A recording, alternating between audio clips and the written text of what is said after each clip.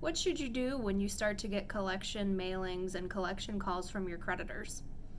My name is Liz Domenico. I'm an attorney at Robinson & Henry in the bankruptcy and debt resolution practice area. I want to take a few minutes to talk to you about a law called the Fair Debt Collection Practices Act, because a lot of times people call and ask me what a creditor can and can't do.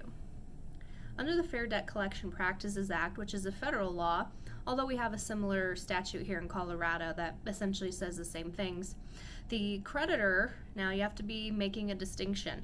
The creditor has to be a debt collector or a third-party servicer. This law does not apply to an original creditor who you owe the money directly to.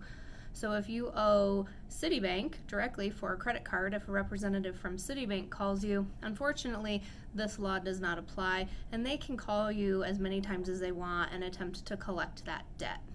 So I'm only talking about debts from a third-party collection agency or a debt collector. And the other thing on a Fair Debt Collection Practices Act to remember is it only applies to personal debt. If you own a small business and the debt is assigned to the business, this rule does not keep those creditors who the business owes money to from calling you directly or attempting to collect the debt as it relates to business debt.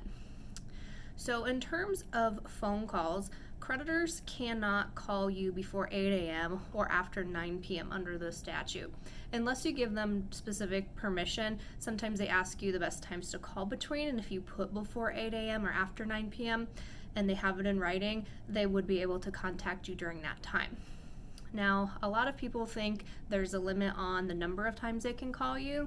Certainly, the courts, if you brought it to their attention, would look at the number of calls and a duration and period of time to determine whether it was excessive, but under the law, there's no set number of times that they can call you. Now, what can they say and they can't say during this conversation? Unless they already have a court order, they can't threaten to throw you in jail due to non-payment of the debt.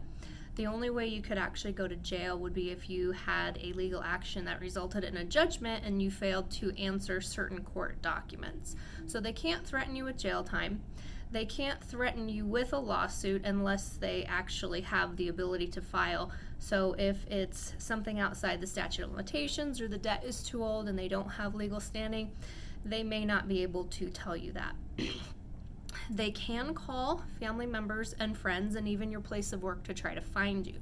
They're not allowed to reveal what type of debt it is, how much you owe, or any other personal information.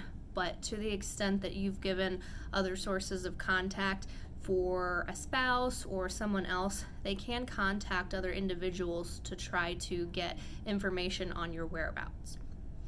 In terms of writings, a lot of people want to know how they can get the collection agencies to stop writing them. You can inform them in writing that you no longer like them to contact you, and once they receive that, they have to legally stop. In addition, some people think, I don't think I owe that debt. They're still contacting me. What should I do? Well, within 30 days of receiving the communication that you owe a debt that you don't think you owe, you should notify them in writing that you want verification of the debt. If they don't provide that to you, they are no longer allowed to contact you. If they do provide it to you and you do not believe it's still your debt, you need to talk to an attorney. We handle a lot of those debt disputes where you actually have identity theft or something else, someone with a similar name. We've even seen it being resulted in liens putting on the inappropriate party's house. So if you get any kind of indication from a collection notice or a call and you don't think it's yours, you need to reach out immediately so we can evaluate what your options are at that point. The long and short of it is there's no, unfortunately, hard and fast rule for number of communications, what actually results in some liability. Give us a call if you think you are getting collection calls that are harassing or things are not being upfront with what you actually owe. We can evaluate and see what options you have for debt workout. We offer free consultations, so give us a call. We'll be happy to discuss your options.